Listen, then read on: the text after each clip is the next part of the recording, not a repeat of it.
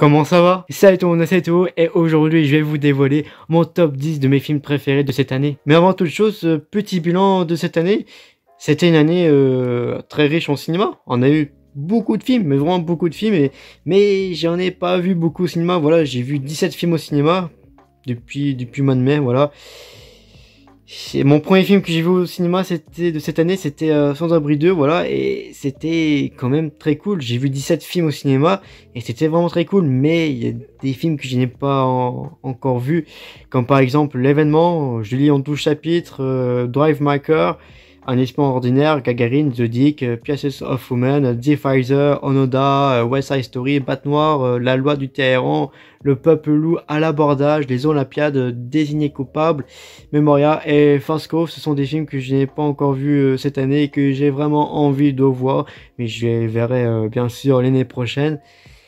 Mais j'en ai vu des films. Il y a aussi Netflix qui ont sorti des tas de films, mais vraiment des tas de films qui sont vraiment incroyables. C'était vraiment incroyable. Voilà, c'était une année riche en cinéma cette année, mais vraiment, et j'ai adoré. J'ai vraiment adoré. Mais avant toute chose, de vous dévoiler mon top 10, je vais vous dévoiler les films que j'ai beaucoup aimé cette année.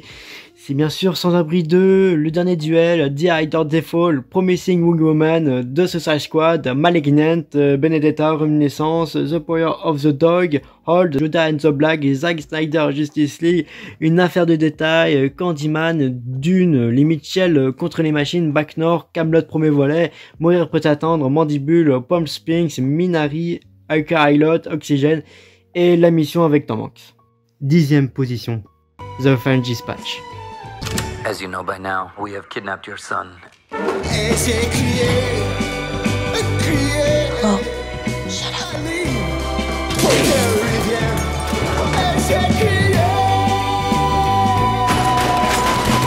C'était l'un des films que je voulais voir vraiment au cinéma cette année, mais je l'ai pas découvert au cinéma, malheureusement. Une collection d'histoires publiées dans le French Dispatch magazine prennent vie dans une France imaginaire au XXe siècle. Ce film est un régal. Ce film est un régal avec une composition parfaite dans chaque plan, des mouvements de caméra très réfléchis et qui donnent vie à chaque personnage en arrière-plan et à chaque accessoire. Et j'ai trouvé ce film vraiment énorme. Bon, je dirais pas que c'est l'un des meilleurs films de Wes Anderson. Wes Anderson a fait des merveilleux films. Voilà, j'adore ce réalisateur. J'adore vraiment ce réalisateur. Mais encore une fois, dans ce film, il y a un casting énorme. Il y a un casting énorme dans un film de Wes Anderson et ça c'est vraiment incroyable. Et puis chaque histoire était intéressante, elle était surprenante, l'intrigue était luxuriante et grâce à quoi chacun des acteurs a pu déployer ses ailes et contribuer à créer non seulement un beau film pour les yeux mais aussi un film dramatique très intéressant. 9e position, Malcolm and Marie. All I wanted tonight was thank you, Malcolm. That is it. You know that I'm thankful. You know that I made a mistake. So why turn it into something more? Because it's about how you see this relationship. Look at me. I'm the last person standing. I don't care you. Bon là c'est un film Netflix, mais ce film je voulais vraiment le voir. Il est sorti en février, sur Netflix. Et c'était l'un des films que je voulais vraiment le voir depuis que le film a été annoncé. Le film a été tourné en scred aux États-Unis. Mais depuis que ils ont annoncé qu'ils ont tourné un film en scred par le réalisateur de la série Euphoria avec Zendaya et John David Washington, j'étais hypé de fou et je voulais vraiment voir ce film et je l'ai vu et putain mais quel film bordel. Un réalisateur rentre chez lui avec sa petite amie après la première de son film qui rencontrera selon lui un franc succès critique et financier. Mais la soirée prend soudain une tournure imprévue. Déjà, Sam Levinson a déjà montré qu'avec Euphoria, qui était audacieux et qui n'a pas peur d'être authentique. Et puis le jeu de Zendaya et de John David Washington est si puissant et si émouvant que même dans les scènes où ils sont silencieux et qui ne font presque rien, je ne pouvais pas quitter l'écran des yeux comme ça. C'était vraiment incroyable. Puis ce film n'est certainement pas pour tout le monde. Il mettra mal à l'aise et on aura certaines personnes et il y enthousiasmera ceux qui sont prêts à s'y plonger. Et les dialogues qui sont familiers, surprenants et étonnamment approfondis. Sam Levinson a fait un travail incroyable pour équilibrer ses capacités d'écriture de scénario, de mise en scène et de projection de chaque intrigue. Et Sam ne saute pas d'une intrigue à l'autre. Et personnellement, l'écriture du scénario est incroyable. Sam a équilibré tout le film qui se passe à l'intérieur de la maison, à l'extérieur des balcons et dans la cour. Ce n'est pas une tâche facile à accomplir, mais il l'a fait. Sam Levinson est un très grand réalisateur, que même j'ai très hâte de voir la saison 2 de Euphoria. Ce film est une œuvre d'art, voyez-le. 8e position. Chérie. I have this noise in my head. It'll stop. One day it'll go quiet. I don't imagine that anyone goes in for a robbery if they're not in some kind of desperation. I've been at this a while now, and it's no secret what my face looks like. Get on the ground! Qui aurait cru que les deux réalisateurs de Avengers Endgame et de Avengers Infinity War réaliseraient un jour un film si puissant avec le Spider-Man de Tom Holland? Qui aurait cru? Qui aurait cru? Un médecin de l'armée souffrant de troubles de stress post-traumatique commence à cambrioler des banques à cause de dettes engendrées par sa dépendance à la drogue.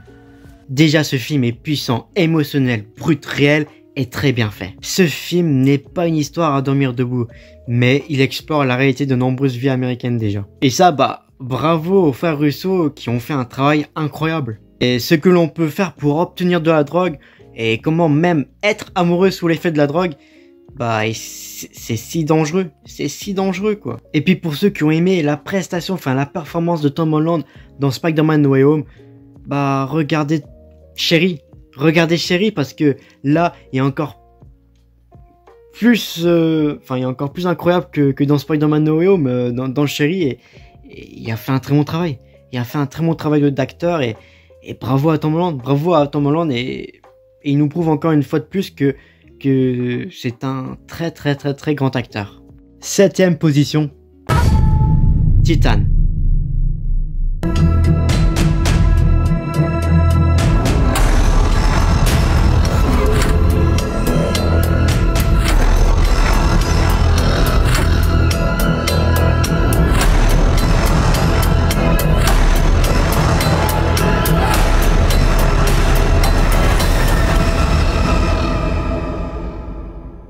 Et dire que j'ai vu ce film le même jour quand il a remporté la Palme d'Or. C'est fou, quoi. Après une série de crimes inexpliqués, un père retrouve son fils disparu depuis 10 ans. Titan, métal hautement résistant à la chaleur et à la corrosion, donnant des alliages très durs.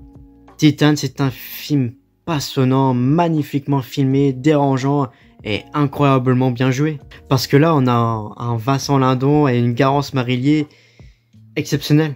Mais vraiment exceptionnel. Et puis Titan, j'en attendais beaucoup parce que c'est réalisé par la réalisatrice Julia Ducournau. Voilà, Julia Ducournau, c'est l'une de mes réalisatrices préférées. Voilà, je l'adore beaucoup. J'ai adoré Grave en 2016, voilà.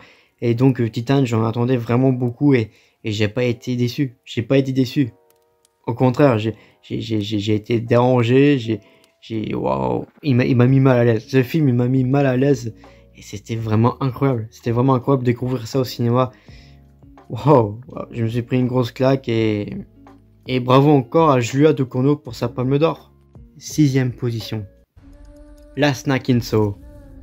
I have to stop him.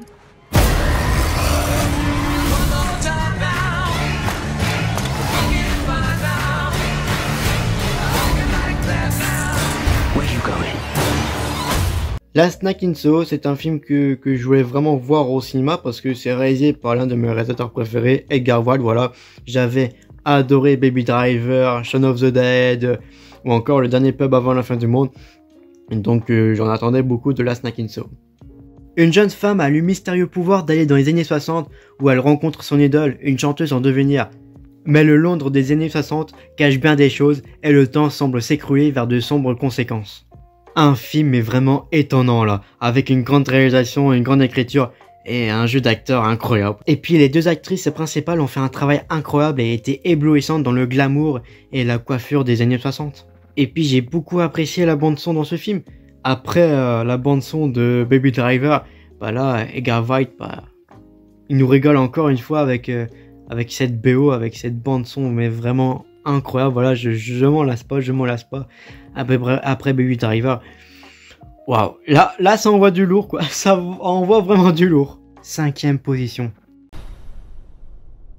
Tic Tic Boom. The fuse has been lit. The clock counts down the seconds. It sounds great. Do you know how many Jonathan Larsons there are? One. The flame gets closer. Tout ce que je peux te dire, j'adore Andrew Garfield. John est un compositeur en herbe qui travaille comme serveur à New York tout en écrivant Superbia, qu'il espère sera la prochaine grande comédie musicale américaine et lui donnera enfin la chance de percer. C'est l'un des meilleurs films de cette année. Andrew Garfield est l'un des meilleurs acteurs de notre génération, voilà. Il nous a convaincus, enfin moi il m'a convaincu totalement avec les deux Amazing Spider-Man, voilà. Et que j'aimerais tellement qu'il sorte, enfin qu'il fasse un troisième film de The Amazing Spider-Man, ça serait tellement bien, putain, mais vraiment bien. Et puis on a eu aussi d'autres films avec lui, il n'y a pas eu que les Spider-Man, mais bien sûr on a eu The Social Network de David Fincher, on a bien sûr eu Tu ne tueras point de Mel Gibson, et aussi Silence de Martin Scorsese, voilà. Mais la meilleure performance, enfin le meilleur film de Andrew Garfield et la meilleure performance qu'il a fait jusqu'ici, c'est bien sûr dans Tic Tic Boom. Et puis le fait qu'il ait mis au moins 1 an à travailler dur pour chanter et jouer du piano, bah ça mérite un Oscar quoi. Il mérite largement un Oscar, Andrew Garfield. Car là, dans ce film, il est Jonathan Larson. Il est beau, amusant, triste, frustré, déprimé et aussi touché par la maladie et la mort de ses amis, tout en sentant que le temps passe alors qu'il atteint le seuil de la trentaine. Et puis la mise en scène de Lin-Manuel Miranda, elle est superbe, puis aussi les chansons sont belles et touchantes. Et puis quand j'ai vu ce film, bah, j'ai eu l'impression de regarder une grande pièce de théâtre de Broadway. C'est fou quoi. Enfin bref, j'ai passé un excellent moment en regardant Tic Tic Boom et j'espère que les réalisateurs et les acteurs obtiendront la reconnaissance qu'ils méritent pour cette merveilleuse œuvre d'art. 4e position. Annette. Is nothing sacred to you?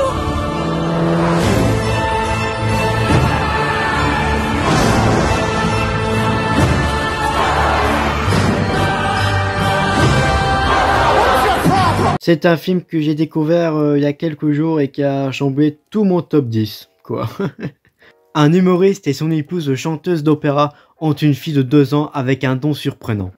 Annette est un film musical sombre que je n'ai jamais vu auparavant. Puis la façon dont ils ont raconté l'histoire avec 90% de film avec seulement une musique pendant qu'ils racontent l'histoire est si facile à suivre. Et puis Adam Driver et Marion Cotillard ont tous les deux une performance absolument stupéfiante. Et le réalisateur Leos Carax raconte l'histoire visuellement stylisée d'un couple de célébrités dont la relation est minée par une jalousie latente. Et j'ai trouvé ça vraiment incroyable en sachant que les Sparks, enfin Ron et Russell Mael, si je me trompe pas, ont fait une bande originale mais vraiment au top quoi. C'était vraiment incroyable, j'ai adoré, voilà. Waouh, mais quel film quoi. Bon bah on arrive dans le top 3, voilà. 3e position. Matrix Resurrections.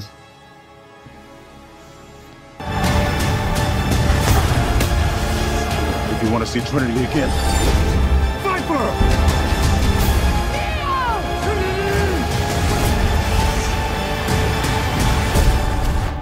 En tant que fan de Matrix, bah, j'attendais beaucoup de ce film. Un monde à 2 réalités. L'une, la vie quotidienne, l'autre, ce qui se cache derrière. Afin de savoir si sa réalité est une construction, et pour vraiment se connaître, Monsieur Anderson devra choisir de suivre une fois de plus le lapin blanc. Pour moi, Matrix Resurrections traite de la reconnexion avec l'être sensible et du véritable amour. Et dès le début, le conflit entre Neo et la matrice est dominé par les tentations charnelles de son désir de rester connecté à la matrice. Et puis captivé par ses propres pensées, tout en étant contraint, Neo choisit la vie plutôt que la mort pour se sauver, tout en étant conduit à l'hôtel pour raviver son amour avec Trinity. Et bordel, j'ai adoré ce film. 2e position. Don't Look Up d'Enemy Cosmic. We're gonna get the news out there, one way or another. It's real and it's coming. FBI! Jesus Christ, you could have just called me. This comet contains $30 trillion worth of material. What do trillions of dollars matter if we're all gonna die? Oh no, what if we're rich? That would be terrible! L'un des films que je voulais vraiment voir cette année, bien sûr, parce que c'est avec Leonardo DiCaprio, mon acteur préféré, donc je voulais vraiment voir ce film, et putain, Don't Look Up raconte l'histoire de deux astronomes médiocres qui se lancent dans une grande tournée médiatique pour prévenir l'humanité qu'une comète menace de détruire la Terre. Ce film est le reflet de notre société. Et honnêtement, ce film est incroyable. Voire même un chef-d'œuvre d'Adam McKay, qui parvient à être à la fois excessivement simpliste et profondément nuancé, et il nous rappelle en fin de compte à quel point nous sommes tous vraiment simples, illogiques et fragiles. Et puis le film traite de l'incapacité de l'humanité à voir ce qui est important pour nous, surtout sous l'influence de dirigeants politiques égocentriques et de géants des médias sociaux. Je veux pas faire de la politique sur ma chaîne YouTube, mais si ce film a été vraiment la réalité il y a quelques années, Donald Trump aurait vraiment réagi comme ça, je pense. Mais enfin bref, j'ai adoré ce film, Leonardo DiCaprio. Il est incroyable cet acteur, il est vraiment incroyable. Jennifer Lawrence, Jonah Hill, Meryl Streep. Enfin, on a eu un casting énorme, un casting de 5 étoiles dans Don't Look Up, et c'était vraiment incroyable, bordel. Première position, Spider-Man No Way Home. Look, there has to be another way. There isn't. They're a danger to our universe.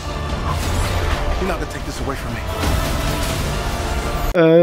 Oui, je sais que je suis en train de décevoir beaucoup de gens, là. L'identité de Spider-Man ayant été révélée, Peter demande l'aide du Docteur Strange. Lorsqu'un sort tourne mal, de dangereux ennemis d'autres mondes commencent à apparaître, obligeant Peter à découvrir ce que signifie vraiment être Spider-Man. Non seulement Spider-Man No Way Home est le film en live action le plus ambitieux à ce jour, mais son histoire émouvante et parfois déchirante constitue une fin appropriée à la trilogie Spider-Man de Tom Holland. Et en sachant qu'on va avoir aussi une deuxième trilogie avec Tom Holland. Ça va être fou, j'ai très hâte, bordel. Et puis le rythme, il est soutenu, et puis le film est captivant, et il n'y a pas un seul moment d'ennui pendant toute la durée du film, car tant de moments à vivre, à apprécier et à crier de joie. Et l'interaction, les séquences d'action et les moments d'émotion entre les trois Spider-Man sont si bien écrits, et c'est quelque chose que je n'aurais jamais pensé pouvoir voir ça sur un grand écran. C'était un moment unique que j'oublierai jamais ça.